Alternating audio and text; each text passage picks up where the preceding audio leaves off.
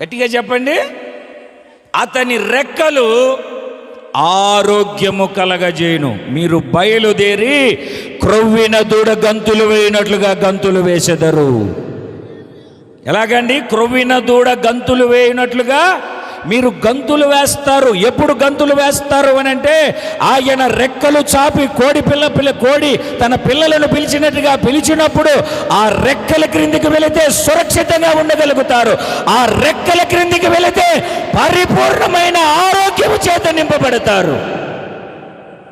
అబ్బే నేను లేను, నా ఇష్టానుసారంగా ఉంటాను, అంతా నాకు తెలుసు అని గర్వం అనే గుర్రం ఎక్కామనుకోండి, ఈ ఆశీర్వాదాలన్నీ కోల్పోతాం.